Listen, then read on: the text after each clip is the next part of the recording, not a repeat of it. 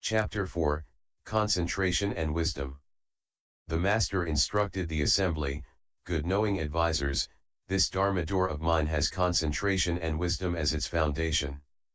Great assembly, do not be confused and say that concentration and wisdom are different. Concentration and wisdom are one substance, not two. Concentration is the substance of wisdom, and wisdom is the function of concentration. Where there is wisdom, concentration is in the wisdom. Where there is concentration, wisdom is in the concentration. If you understand this principle, you understand the balanced study of concentration and wisdom.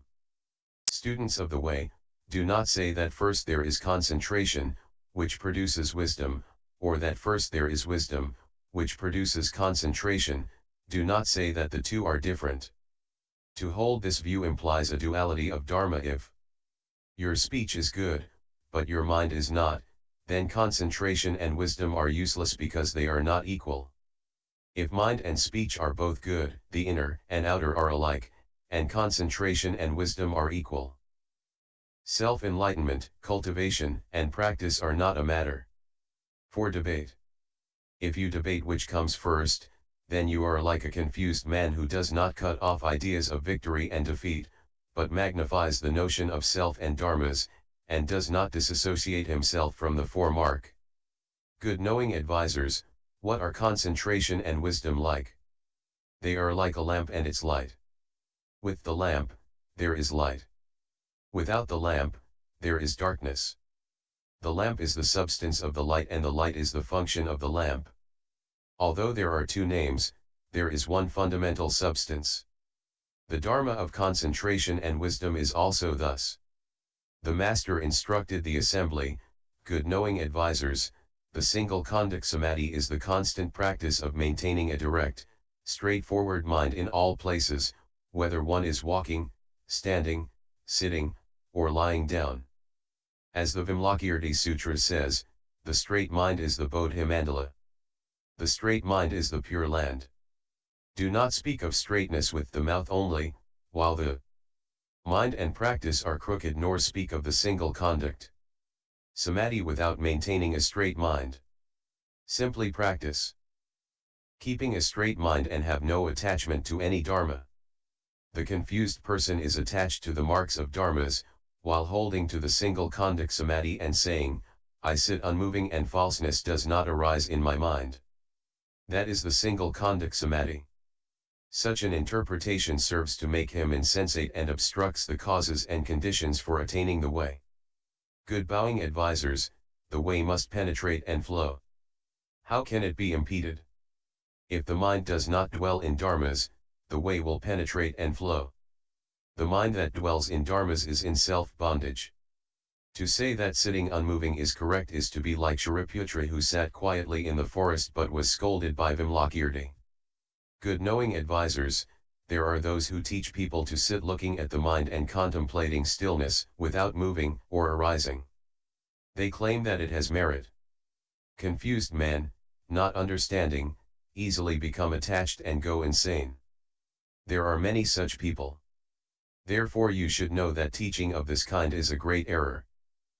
The Master instructed the assembly, good knowing advisors, the right teaching is basically without a division into sudden and gradual. People's natures themselves are sharp or dull.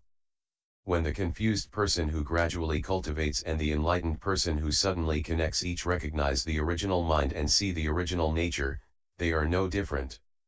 Therefore, the terms sudden and gradual are shown to be false names. Good knowing advisors, this Dharma door of mine, from the past onwards, has been established from the first with no thought as its doctrine, no mark as its substance, and no dwelling as its basis. No mark means to be apart from marks while in the midst of marks. No thought means to be without thought while in the midst of thought. No dwelling is the basic nature of human beings. In the world of good and evil, attractiveness and ugliness, friendliness and hostility, when faced with language which is offensive, critical, or argumentative, you should treat it all as empty and have no thought of revenge. In every thought, do not think of former states. If past, present, and future thoughts succeed one another without interruption, it is bondage. Not to dwell in dharmas from thought to thought is to be free from bondage. That is to take no dwelling as the basis. Good knowing advisors, to be separate from all outward marks is called no mark. The ability to be separate from marks is the purity of the Dharma substance. It is to take no marks as the substance.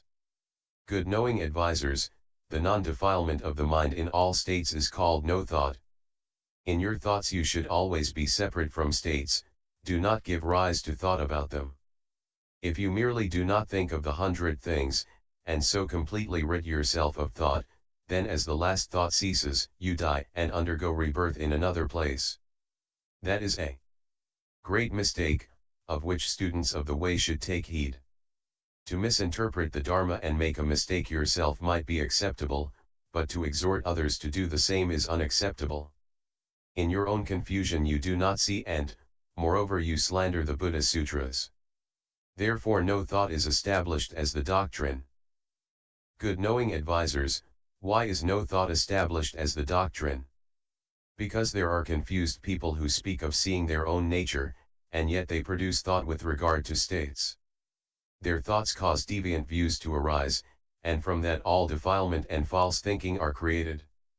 Originally, not one single dharma can be obtained in the self-nature. If there is something to attain or false talk of misfortune and blessing, that is just defilement and deviant views. Therefore, this Dharma door establishes no thought as its doctrine. Good knowing advisors, no means no what. Thought means thought of what. No means no two marks, no thought of defilement. Thought means thought of the original nature of true suchness. True suchness is the substance of thought and thought is the function of true suchness. The true suchness self-nature gives rise to thought. It is not the eye, ear, nose, or tongue which can think. The true suchness possesses a nature and therefore gives rise to thought. Without true suchness, the eye, ear, forms, and sounds immediately go bad. Good knowing advisors, the true suchness self-nature gives rise to thought, and the 6 faculties, although they see, hear, feel, and know, are not defiled by the 10,000 states. Your true nature is eternally independent. Therefore, the Vimalakirti Sutra says, if one is well able to discriminate all Dharma marks, then, in the primary meaning, one does not move.